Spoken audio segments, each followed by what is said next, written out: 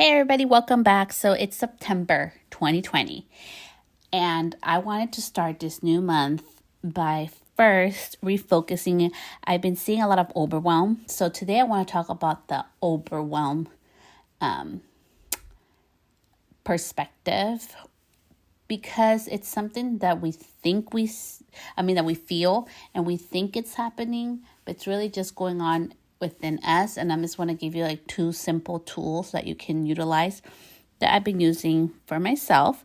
And as always, thank you so much for tuning in. So, being in business for ourselves, we're human. We're not in the business of just do, sell. And that has been a mind shift that I have had to really work on. I have been gone for a little bit because my phone broke. So I was without a phone. Finally got it repaired. So, and I've just been taking some time to kind of just analyze everything, because as we're nearing the end of the year, I keep seeing and keep hearing I'm overwhelmed. I no longer want to do anything. I have lost the motivation to work on my business, to work in my business. And I wanted to give you guys just two really simple tools that you can do to help you with the overwhelm that have helped me on my time that right now that I've been away from work. And, even though I'm not working directly with people doing services, I am working with them, distance-wise in regards to phone calls or virtual calls. So let's get this started. Number one, embrace the feeling and take a break. So sometimes when we feel overwhelmed, we feel that lack of wanting to do something or move forward, or we just want to give up. We need to embrace that feeling. And something that I really like to do is take a break. We're not in life just to do things. We need time to stop and savor the moment and think about what are we right now? What season in our life are we right now? So I took a pause and I watched Netflix. And I spent time with my kids doing homework.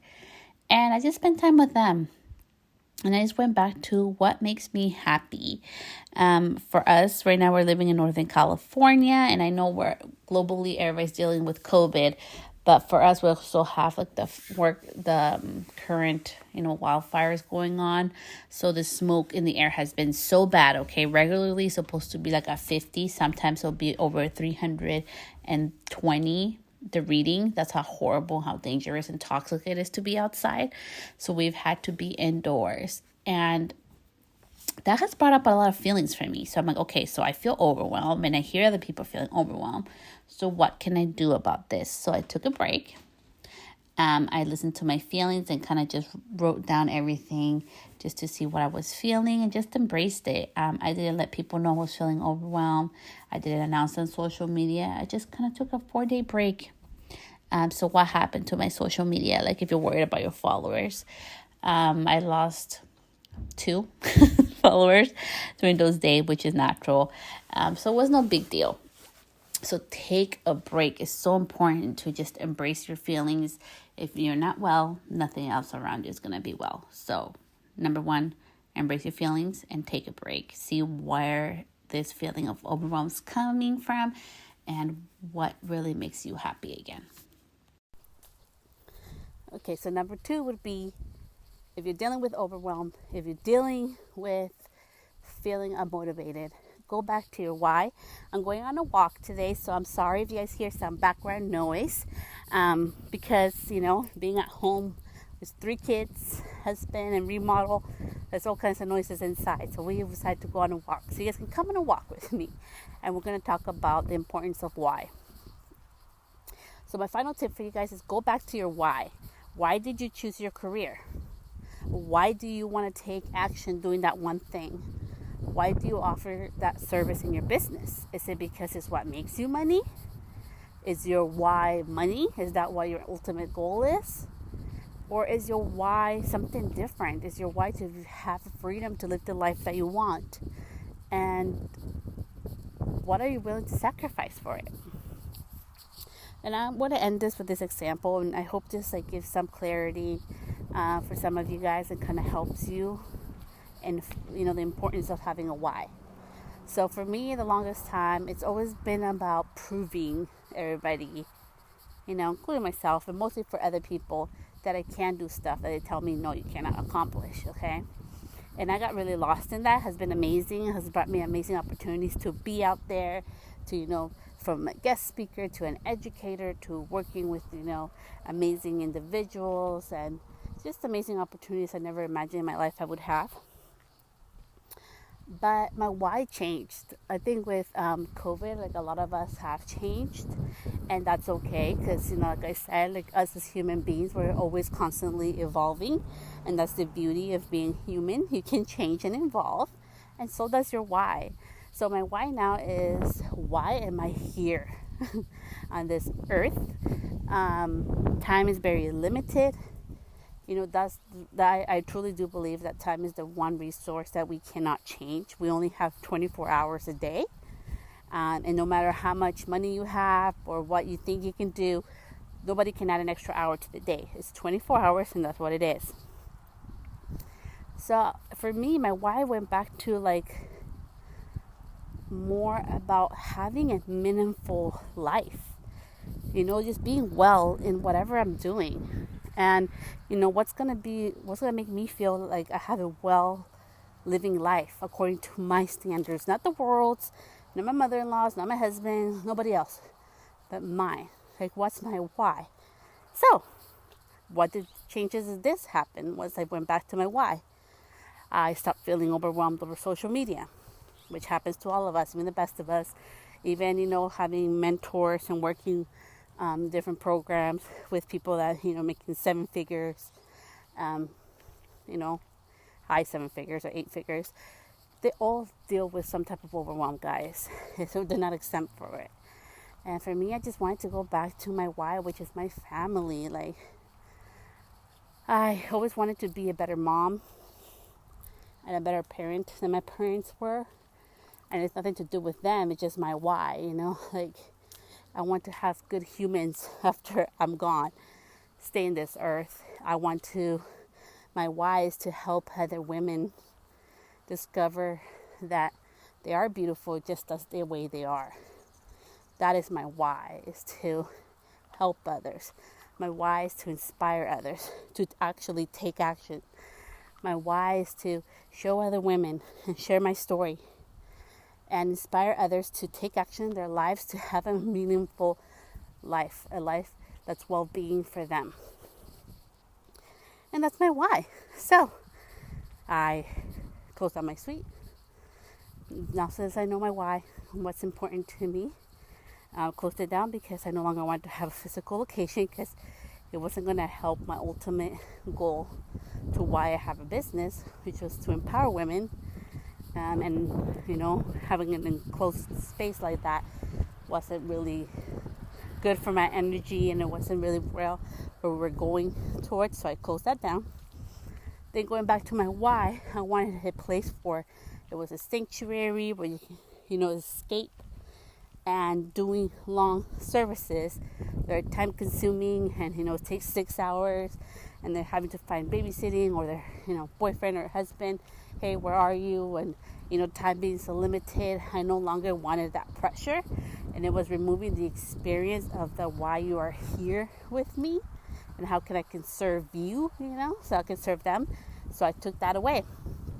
Having done that, I pretty much took away 70% of my clientele. And when people are reaching out to me for new services, that's the main thing. They want that long service. I had to say, oh, I'm sorry, I no longer offer it, because I went back to my why. Now, for some of you, you're like, okay, Celeste, that makes no sense. It seems like you're actually taking, money away from your business. And in a sense, yes and no. Yes, for, I'm no longer doing those services, so, yeah, potentially, not booking those big, money makers. But also no, because now I'm attracting people to do the services that I love to do, that are short, that are impactful, that are wonderful. I'm able to empower them, focus more on them than on the service. And it has been very helpful for me. It has been very therapeutic. it has also really been really amazing to be able to change and make a dream come true, not just for myself, but being able to offer not just a service, but an experience, the experience I wanted so bad to give other women when they came to see me. I'm finally going to be able to do that. And it would not have happened if I wouldn't have gone to my why. I would not be working with some amazing women, helping them with their business or encouraging them, or being like the little support system of accountability there if I didn't go back to my why. And that's why I tell you, not just like in business, but in life, with my kids, I've been able to be more focused, when they're doing their work, and being more present and being kinder to them, and, and knowing that I'm not a to-do list and we'll get done what we can get done in a day. Going back to my why has really brought a lot of serenity to me. At first it was hard. At first I felt like I was being lazy or, and I felt overwhelmed because I'm like, oh my gosh, I'm not being the person I was before. And oh my gosh, am I like just being lazy? But I want to end this podcast just with a question for you. What is being the same person that you were yesterday gonna get you to a new outcome tomorrow? So I want you to think about that. So if you keep acting and being the person that you've been yesterday, is that gonna change how your life, is lived? Is that gonna change the outcome in your life? If you keep doing the same thing over and over, just like you have every other day. And if we're looking for a change in our life, we're looking for a change in our business, maybe is it time that we change something? Is it okay to change something? Or do you think that being the same person that you were yesterday is going to get you to a new outcome? So just think about that. Write it down. See what comes out. And I always encourage writing because for me, writing is such a beautiful therapeutic way of seeing really what we hold within. Because our subconscious mind, man, it holds so much that sometimes, we don't understand why we're feeling overwhelmed, we're unmotivated, and it's all back there. But sometimes writing is the best way to get it out and see how we're really feeling. So I hope this podcast was motivating for you, and I hope you take action to going back to your why and remembering to, sit down and look into your feelings and embrace those feelings so you can remove all the overwhelm, so you can remove all the feeling of, unmotivation from your current situation. So I'll be back here next week, and I hope you guys have a wonderful week. And remember, all we have is today, so make it the best day. And, and if you have your list of to-dos, remember you're not a to-do list. And if you accomplish one thing today, you're doing great. So until next time, bye guys.